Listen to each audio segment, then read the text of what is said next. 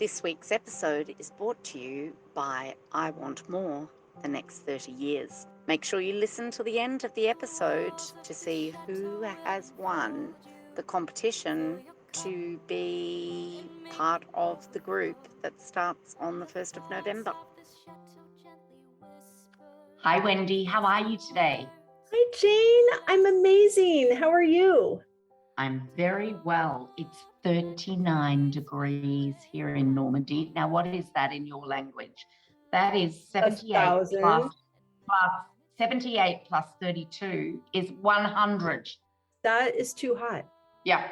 I'm fine though. You know what it's like in this house. It's very cool in the chateau. But we were at Versailles by the Grand Canal having a picnic today. It was very warm. Sure. Very warm, but lovely. We were in the shade, and everyone was drinking champagne. Not me. I was the driver. It was a really beautiful day. So I'm hoping it cools right down overnight because we've got a very early morning. We're off to Mont Saint Michel tomorrow. Oh, how wonderful! Yeah. Oh, that's great. It is warm here.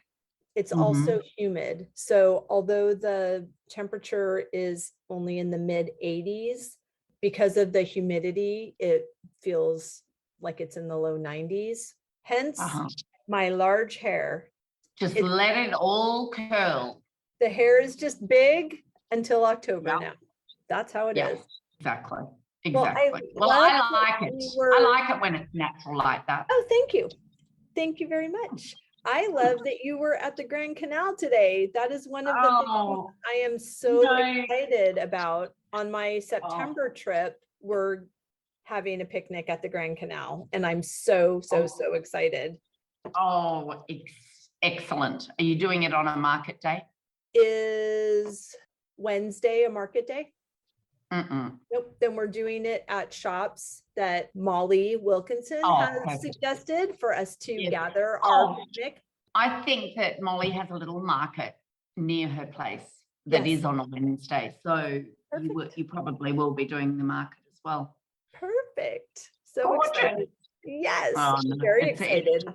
As we were leaving today and we stopped by the ice cream truck that sells the sorbets that are made with the recipe that Marie Antoinette loved. And I always stop at that truck and we get ice creams. One of the guests said to me, "Are you sick of doing these picnics at the Grand Canal?" I said, "What? What is that sentence? What part of what we just did today would I be sick of?" As I'm stomping into my raspberry fruit sorbet. Oh my goodness. And everyone just roared with laughter and said, "Yeah, right, okay." And I said, "Listen, the day that I get sick of going to the Grand Canal and having a picnic or going to a brocante or going to Mont Saint Michel, Mont Saint Michel, we're leaving at 4 a.m. tomorrow morning because I don't like the crowds in July and August. So, but I love the actual place as long as I can get them to the top before the crowds arrive." I said, the day that I don't enjoy this, it's over. Last day. It's the last day because you cannot have guests come and live with you for a month and fake it. 100%. Or go and lie on a picnic rug and look at my phone for an hour because I want time out. No. The minute that starts happening, it's over. Right. And I love that. That's you doing what delights you. Yeah. Yes. Oh, that's beautiful. What have you for us today? What have I for you today? Well, you know, Wendy, that I have two groups that did the first I Want More, the next 30 years back in January, and then January 2021, November 2021, and then asked me if they could keep going with a 12-month meeting once a month. And we met on Sunday night because it's always the second Sunday of the month. And this came up. I love it. I have no idea where it's from. It's not mine. So it is a quote, Okay. but I have no idea where it's come from. And it's this: don't regret being a good person to the wrong person. Your actions say everything about you, and their actions say everything about them. Again, with the 100%. I know, right? And it just resonated with me because I've always said to my kids, I don't care what other people do. You don't lower yourself to other people's actions. If someone is rude or inconsiderate or ill-mannered or mean to you, that does not give you license to be mean or rude or ill-mannered back. You know better than that. Always rise above, because I don't want you ever to lower yourself to, that mean person or that nasty person. Just don't. Be the bigger person and walk away, and always stay true to yourself. I say the same thing to Amelia. I say other people's behavior does not determine our good manners. Exactly. Or their bad manners don't determine our behavior. We know what's right for us. And it doesn't feel good. For me, it doesn't feel good to say something mean just because something mean's been said, or do something mean. Or, and we went on and we discussed this, it may not be something mean. It may just be, you might think, oh gosh, you're rude, or boy, didn't your mother teach you better than that? We went on and we discussed the fact that actually we're not even here to judge others either. We do not know what is going on in that person's mind. And now I'm not really talking about the rude person, the person that's just downright mean. I'm talking about the person who may not do what you would expect or that you would do in the same circumstances, because we don't know what's going on in their life. Right. There was a story in the New York Times many years ago, and I've never forgotten it. So father is on the train and he's got 4 little children, and they are playing merry hell up and down the carriage, screaming, their hair's everywhere, their clothes are dirty, they're all a bit skew with. All the other travellers on the train were looking and huffing, and finally one lady said to the father, will you do something about your terribly behaved children? It's a disgrace the way that you're letting them behave. They were tripping people up, they were hitting each other, they were all over the shop. And the father turned around to the lady and he said, oh, I'm so sorry, and immediately called his children over and made them sit down and said, you are annoying the other commuters. He turned to the woman again and said, oh, I'm so sorry, I do apologize. And she said, oh, that's okay. Are you all right? And he said, I think the reason that I just didn't even realize the way that they were behaving is that we've just come from the hospital and their mother died 2 hours ago. Yes. Never, ever know what's going on in the perspective. Anybody else's life. Yes, that is the opening chapter in the book by Stephen Covey, The 7 Habits of Highly Effective People. Yes, and it is. Having perspective and giving people the benefit of the doubt, of course, and all of those things. And I also love there are so many concepts that have come up as you're talking about this quote. One of them is on my sticky note right above my computer that reads, own your experience. And that is, we have a responsibility to ourselves to create the life we want, to have the experience that we desire. And we can get tripped up navigating the comfort levels of other people. We can get tripped up by bad behavior or poor behavior. We can get tripped up trying to manage somebody else's experience and make sure that they understand exactly what we're trying to say, because they're supposed to receive it like this, and then their actions are supposed to, oh my word, we just can't. And we can't if it's going in a negative direction, and we can't make them feel something they don't feel in a positive direction either. No, we cannot. No, I we cannot. I'm faced with an opportunity recently with someone behaving badly, and the advice of well-meaning people were, well, you need to fight fire with fire. And this is not okay. This behavior is unacceptable. And I just, everything within me says, no, I fight fire with water, because water is how you put fire out. And it doesn't mean be a doormat or let people take advantage of you, but you don't have to change the essence of your being in order to survive or get your way or make a point or prove anything, because then you're self-abandoning. And oh my word, that's a whole nother podcast. Exactly.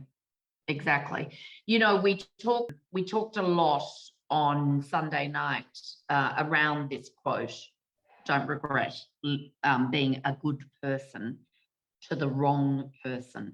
Now, the wrong person may not always be the wrong person. They may just be the wrong person in this particular moment, because after all, life is just a series of moments, right? Yes. Your actions say everything about you, and their actions say everything about them in that moment. But one of the girls said that this reminded her of that Brené Brown thought pod, if you like. Okay. Soft front, strong back, Wilde Heart. Oh. And yeah, I knew you would love that. And Lauren had brought this up with me before, and she talks about it a lot. She says, you know, the soft front, you know, the way that we interact with people. If we always remember soft front, but strong back, good balance. Don't push over, right? No pushover, and Wilde Heart. You know, before we started talking today, you and I were talking about the analogy of how you explained to Amelia that some people like to put everything into a little neat box with a lid on top and pop it into a pigeonhole where it fits perfectly, and know that makes them safe. That makes them safe, and that makes them happy, and everything about their life is in that box. And that you explained that you and perhaps Amelia are the sort of person that likes to have a box with no lid on. That's right. And there's fireworks coming out of there. There's sparklers. There's ideas. Exactly. There's no lid. No lid. Exactly. And I just think that all of that we were talking about before, about the box and the lid and the boundaries and the soft front, the strong back, the Wilde Heart, is a tapestry that leads to, I just love that little quote. It's repetitive. It's easy to remember. Don't regret. Never regret being a good person. Boy, if we all thought that way, if we all remembered that, wouldn't the world be a nicer place?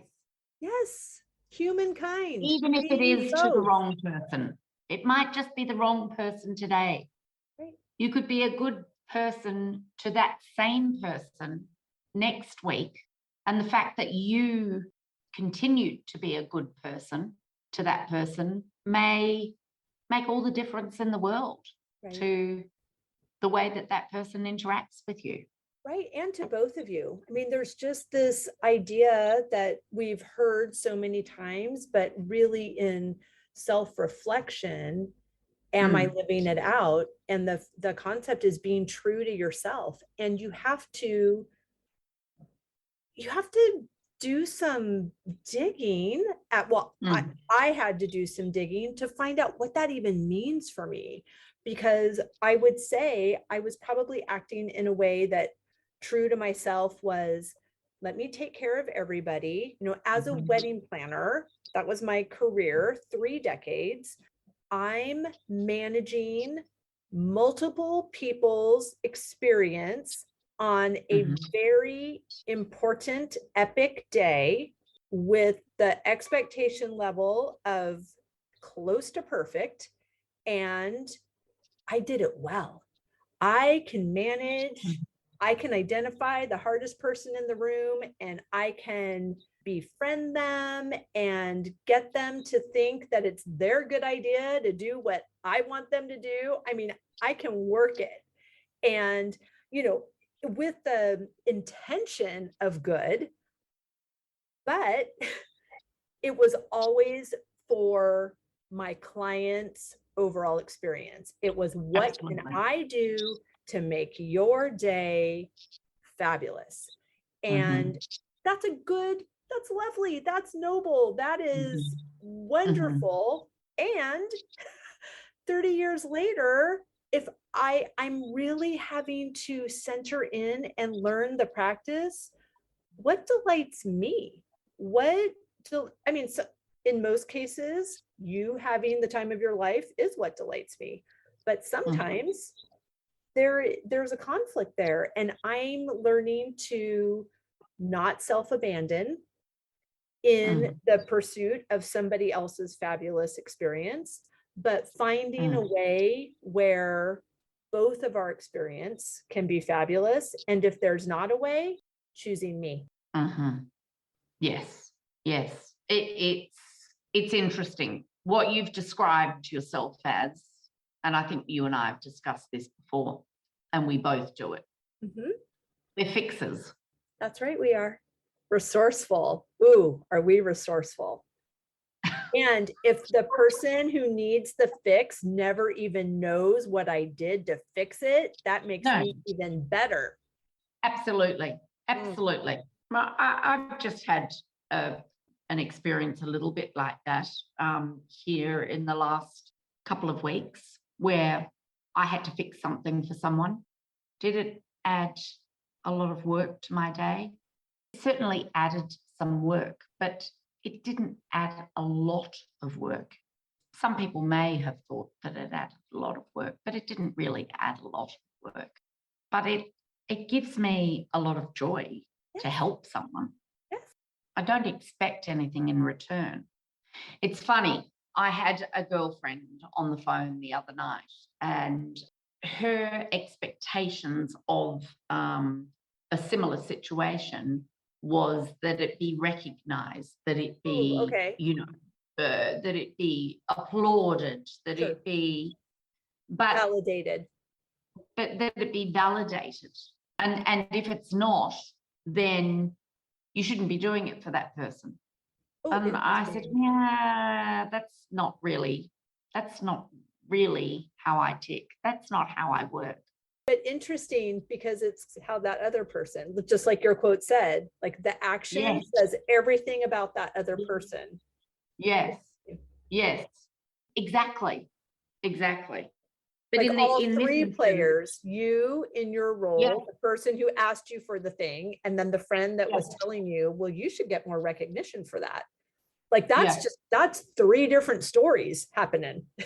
Exactly. Everybody's got their own story. Yes. And everybody's life is just a series of moments and stories. Right. That only each individual knows every nuance of. Nobody else knows what's going on in anybody else's head. No, we can try. Oh boy, have I spent a lot of time trying. I really need to focus on what's going on in my head, and then I will have so much more grace for everybody else. That is reminding me of, again, just owning your experience and you letting your yes be yes and your no be no. Like you said yes to this person who needed you to do something extra. And you said, well, it added something, but it didn't add too much. And that is because you decided for yourself that was an aligned yes. I was reading and that was a really important thing for me to do. Right. Because the thing that I was asked to do was for someone that is really important to me. Right. So in the book that we both read, The Big Leap by Gay Hendricks, he talks about in this concept of having your yes be yes and your no be no, is saying, oh, I don't have time to do that, is just a polite lie. Because what you're really saying is, I don't want to do that. Like if Amelia came to me right now and said, Mom, can we play a game? I would say, honey, I'm busy. I'm recording a podcast. Please say hello to Jane. And can you excuse me? And sorry, KB, to edit that out. But if she came in the house and she was crying and blood was dripping from her arm, podcast does not matter. And I'm going to attend to her. So it really doesn't have anything to do with the time allotted in a day. I don't have time for that right now. That is actually not important to me. No, that's right. And I think that is a really important point, that if something is important to you, if something means a lot to you, you will find the time. That's right. And you will make sure that it happens. That's right. It's the similar concept of me only being available for what delights me, right? It doesn't mean I don't do anything hard. It doesn't mean I've said it before, it doesn't mean I don't clean the chicken coop. It delights me to have chickens. Cleaning the chicken coop is a part of it. Then I'm here for it. It doesn't delight me to do my taxes.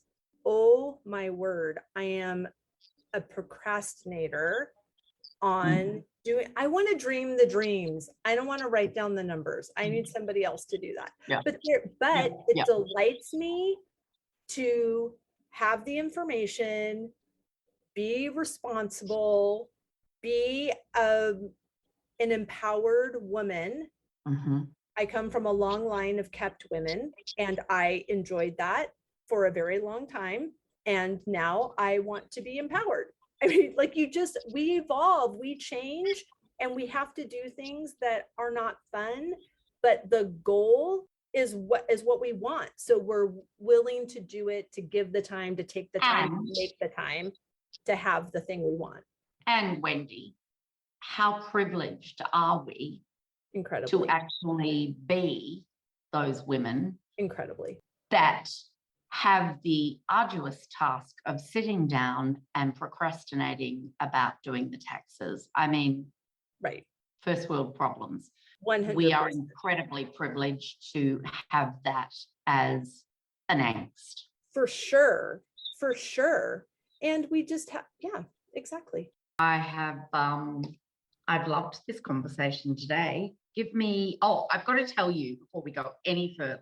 Do tell. That your quote from a couple of weeks ago, where you said bravery is empowered vulnerability. Yes. My ladies in my 12-month on I Want More the Next 30 Years have gone bananas over that. Aww. They brought it up the other night on Sunday night with me. And so I've put a great big circle around it and said, make sure you tell Wendy how much they love that quote of hers. Bravery is empowered vulnerability. Well, thank you. And I love it too.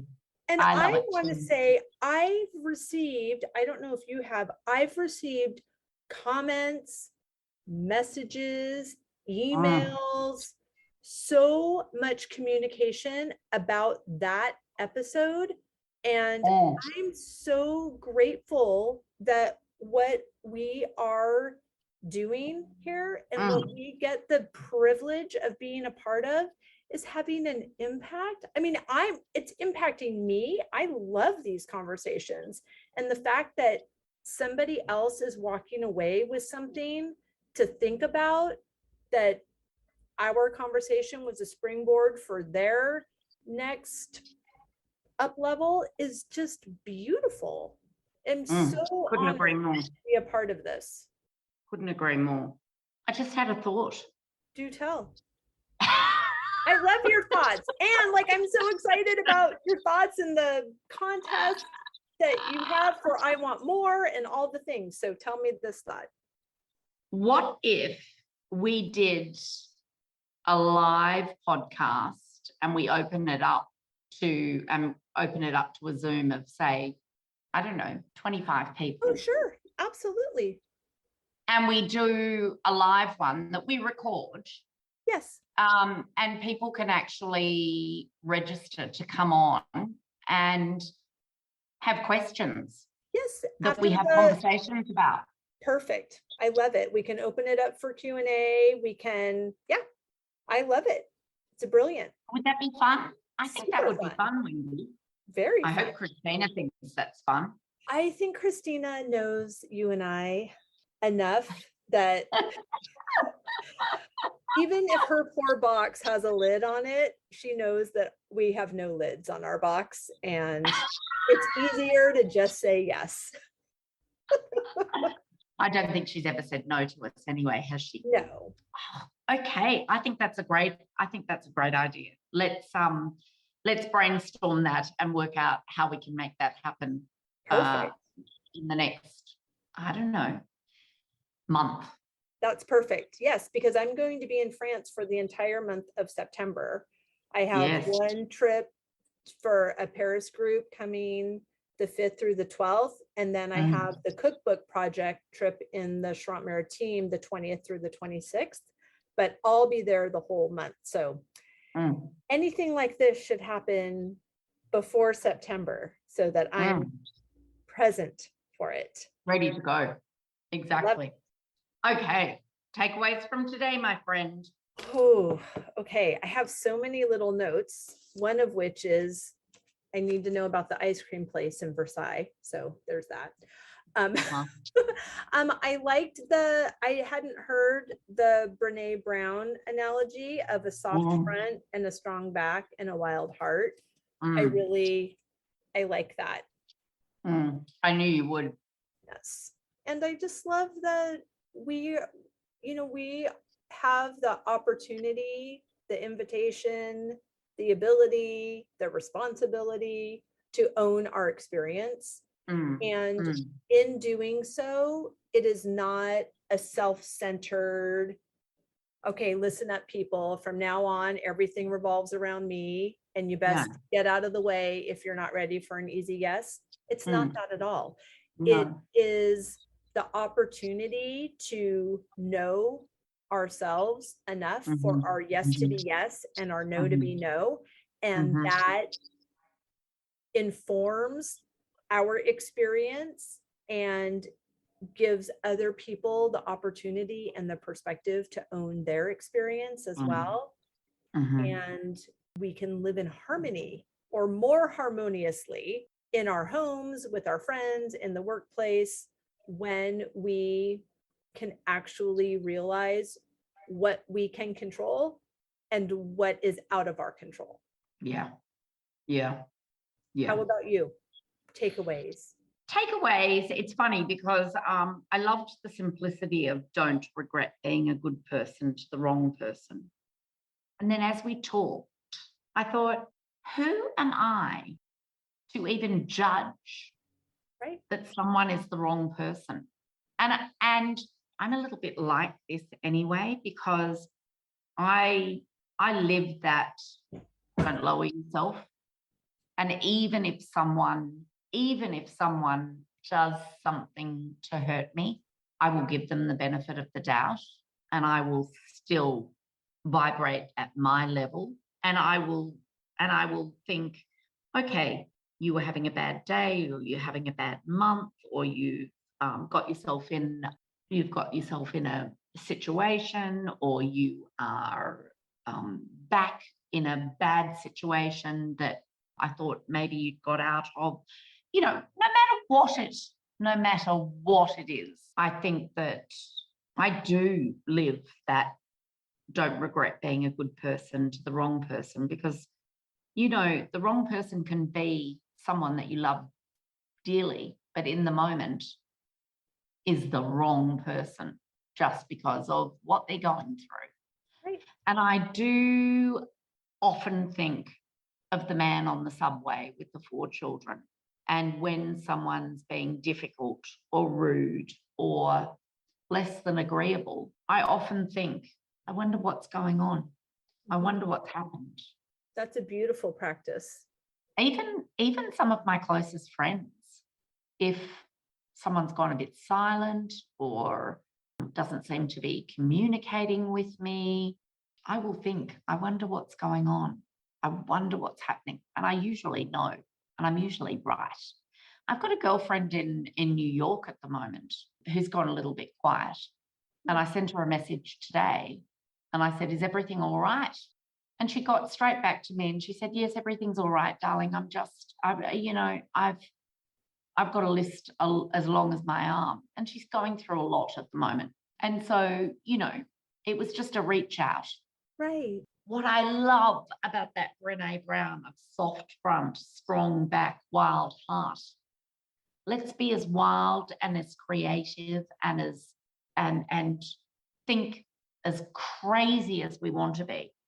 But let's always be soft from the front, but put up our boundaries. Put up the boundaries, the barriers, the picket fences, whatever you need to do to keep yourself safe. Right. But keep the soft front. Because I know when I have at times, and we all have it, where at times we think, oh, she was so rude, or he was so mean, or they were so aggressive, or whatever it is. I never feel good afterwards if I go back with the aggression, or I go back with the rudeness, or I go back with something that really isn't at my vibration. Right. Really I don't like to fight fire with fire. I like to fight fire with water. Water. Exactly. And, someone said to me once that that some of the things, some of the experiences that I put in place is like magic, like fairy dust being sprinkled. Well, Amelia thinks that is exactly what needs to happen. Yes, well, that's what I want. That's what I want people to remember me as when I'm gone. Right. Some people call it fairy dust. Some people call it grace. Yeah, exactly. Such a lovely chat, Wendy. I love it too. Thank you so much for your time. And you'll be announcing the winner for the contest. So excited. So excited about that.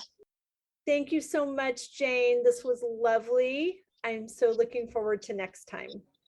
As am I, my friend. And you have a lovely week. And I look forward to speaking to you again next Tuesday.